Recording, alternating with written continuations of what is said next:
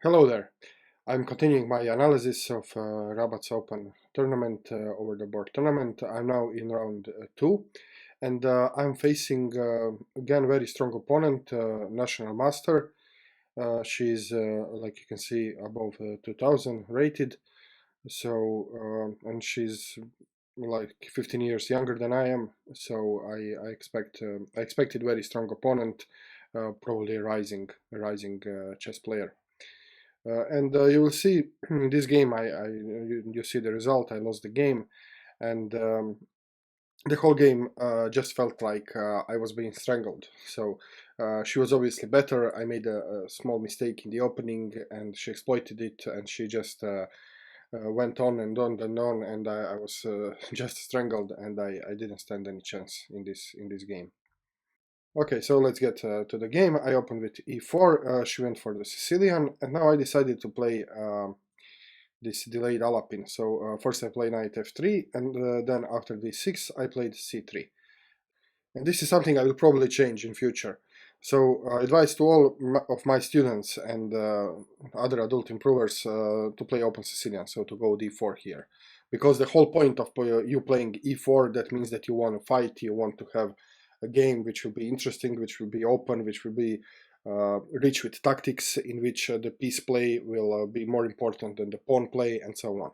So all these reasons are why you play e4 and why you should play e4. And then if you play something like this c3 here, what I played, then the whole point is lost. I mean, you will end up in a slow position. In the most likely you will not get the advantage out of the opening. It will be lots of free maneuvering, positional play, and so on. And this is not what you want as an e4 player. So I think in the future I will go with open Sicilian, although I do have a fear of open Sicilian, although like I said, I do advise other people to play it, but me myself, I was kind of afraid of it, but this is something I need to change. Okay, so after c3 she played knight to f6, and now this is the point. I mean, I cannot bring the bishop here because then d5 is coming, so I have to develop my bishop here. You can see that she cannot take the knight, because then she cannot take the pawn with the knight, because this check and double attack would win the knight. So I can develop my bishop here. She played knight to c6, and now I played the d3. So you can see, I mean, my bishop, which usually when you play e4, you want your bishop to be very active. So my light square bishop is already a bad bishop behind the pawn chain. And this is not what you want as white with playing with e4. So she went to g6, I castled, and she fianchettoed the bishop, and now it was time to go with d4. So still, I mean, just keeping this closed and keeping this bishop bad, this just cannot be good. So if I played c3, c3 means that I want to prepare d4, so d4 was in order here.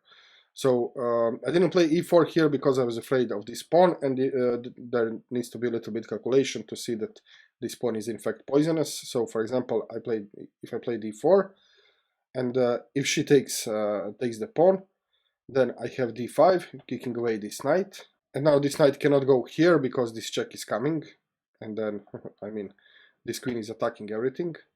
So she would have to go back, knight to b8, and then I have this again, queen to a4, check, and winning the piece.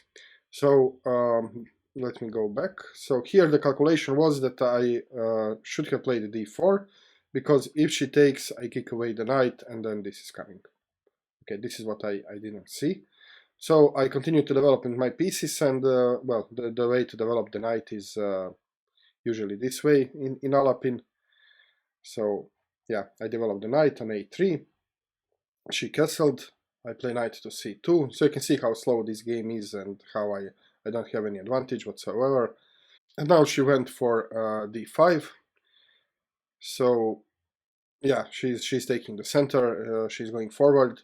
The best move according to engine was e5, but okay, I just took the pawn here, and she took the pawn with the knight. So what happens next? So what can this knight do here? I thought, okay, this knight is in the center. Let's play knight to e3, attacking the knight, and if she takes, I will develop my bishop. But if you watch my video about chess thinking algorithm, one of the questions you should ask yourself every time you make a move is how the move influences other pieces. So let's do this analysis. So this is the lesson I have for this game, very important lesson. So you want to play knight to e3, and this is your candidate move. How does this move influence other pieces? It influences this bishop, because this bishop no longer, this bishop is, his reach is diminished. So this means that after knight to e3, these squares will no longer be controlled by the bishop. So this is how the move influences the other pieces. So I need to see, okay, and also very similar, this third question in the algorithm is what weaknesses does the move create. So this is another way of thinking about it, that if you play knight to e3, you are creating these weaknesses, because these squares will no longer be controlled by your bishop here.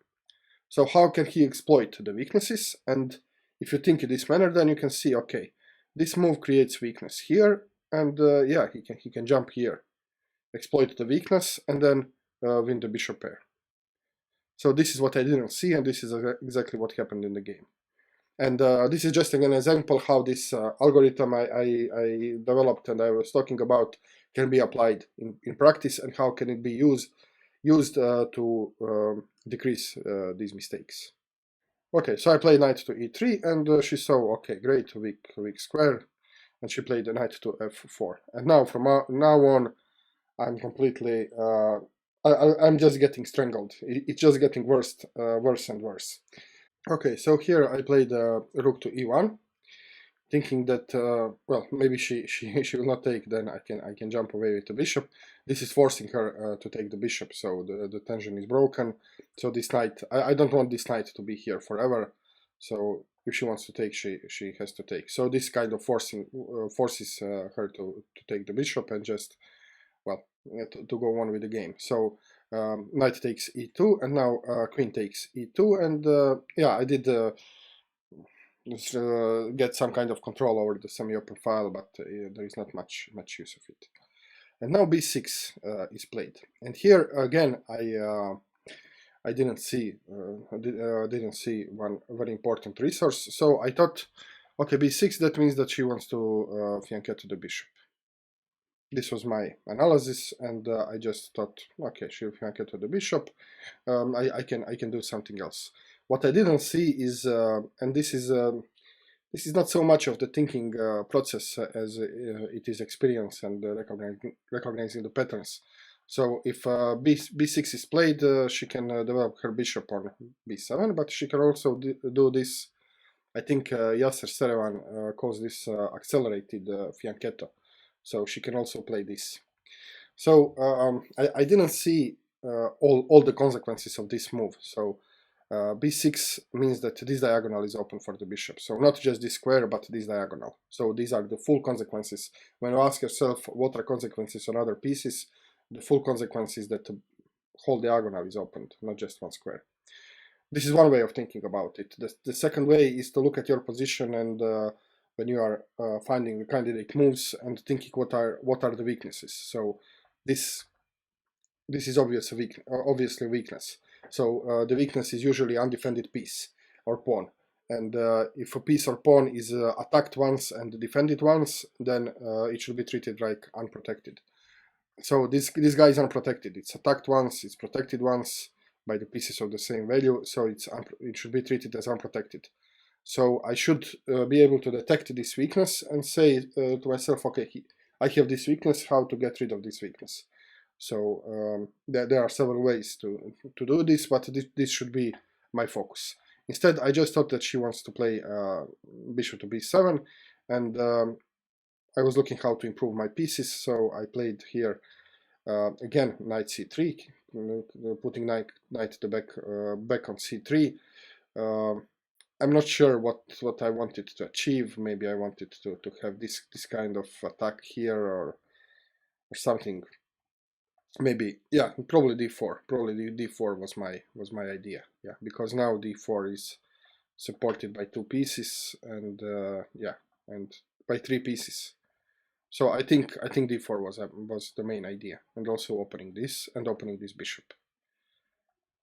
So okay, this move makes sense, but the problem is that she has a very strong move, and the move she played is bishop to a6, and now you can see that this pawn is pinned all of a sudden, so I have to defend. I defend with rook to d1, defending the pawn. And now from this moment on, this game becomes pure torture. So she has the initiative, and she has the attack, and she just goes forward and crushes me completely. So there is almost nothing much to comment here. I mean, she just goes forward. So I try to develop my pieces, to activate some of my pieces, but she just closed this down. And now I made the blunder which she didn't recognize. I played the bishop to h4, and yeah, bishop to h4 fails because she can just take away, she could just attack the bishop, and then afterwards she could play f5, and she could play e4, and completely destroying my position, and probably win some material. So for example, just one variation is g5. Let's say I run away with my bishop, f5 is coming, and now this threatens to trap the bishop, so the only way to save the bishop is to play h3 to make an escape square for the bishop, but now e4 is coming. And what can I do? I cannot take the pawn because the pawn is pinned, and this knight, I mean, where can this knight go?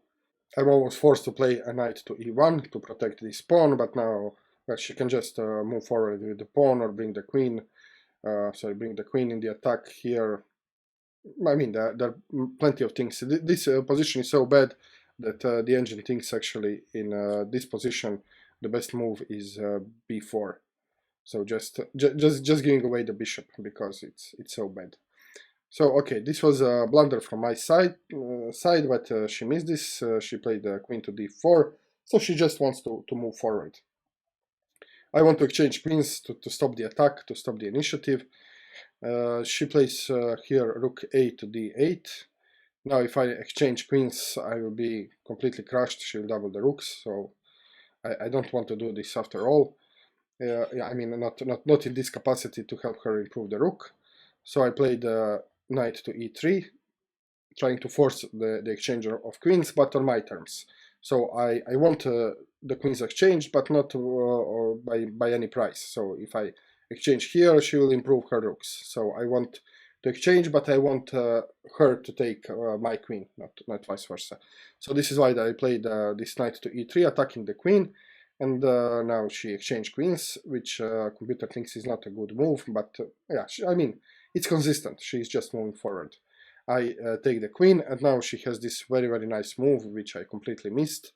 It's difficult to see, and this is bishop d3. So beautiful move. You can see that the bishop is defended, and she's attacking my pawn, and there is no way I can defend this pawn. Because one could be tempted to defend the pawn with the knight, but this fails miserably, because if I play knight to d2 defending the pawn, she has bishop e2, and now my rook is under attack. If I move my rook, my knight fails, will fall. So I saw this actually, so this is why I didn't defend the pawn. I just gave up the pawn. I mean, nothing much to do. I played here knight to e1. Just trying to improve the pieces, to improve my piece, maybe to kick away the bishop after she takes, and so on. And this is actually the best move by the engine here. Nothing best to do, nothing better to do here. So she took the pawn. I played f3, trying to do something. She played the bishop to f5, giving me the bishop pair. She doesn't care, because then she will have this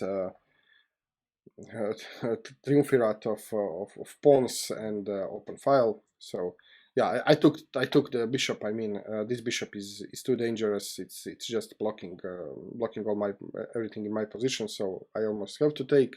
She takes here, and now she has this very strong pawn mass to go further.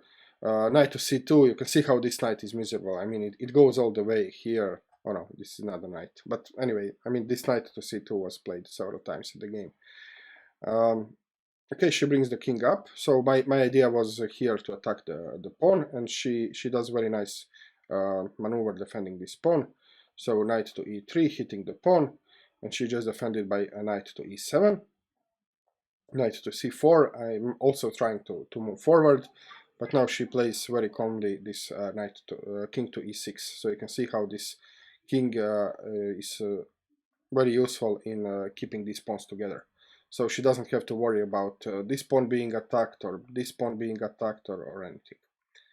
And now I ran out of ideas. I just went by the principles, so I want to activate my king as well. So I played king to f1. I don't want to play king to f2 because maybe I want this square for my bishop in the future. And yeah, it's not such a good move, but there are no much more better moves here. Bishop to h6, so now she's activating her bishop. I'm still want to bring my king in the game somehow, but now she activates her knight, so the knight goes forward on d5. I have really no good moves here, so I played bishop to g3. We're trying at least to stop her from coming here, because yeah, here the threat is this check, and I mean everything is attacked, all my squares here. So I try to stop it, but then again the initiative is in her hands, so she has plenty of time to remaneuver her pieces, and this king is doing very good job. So she can play this rook to d7, doubling the rooks, and she doesn't have to be afraid of this rook is now being undefended and this knight being pinned and so on, because this king is taking care of this. So she can just calmly double up here and continue the game. So I tried to double up as well, but this failed miserably due to the e4, so I had to come back. Yeah, nothing much to do here, and she doubled the rooks. And now, I mean, if you look at this position, I really don't have any good moves. I cannot double the rooks because this bishop is hitting here. I cannot move this bishop because this is coming. I mean, this knight, where can I move this knight? I cannot move it here, because even if I want to, because this square is taken. So the only move here which doesn't worsen my position, and ironically the best move in this position, is a4. So this is the only thing I can play, and maybe I can try to create some weaknesses here, open this file, and maybe come with the rook here. But yeah, I mean, if this was an unskilled player, maybe there could be hope here, but here no. So she played the knight to e7 again. Now she's remaneuvering her knight and opening the file. So what am I to do? I wasn't sure, so I just played bishop to f2.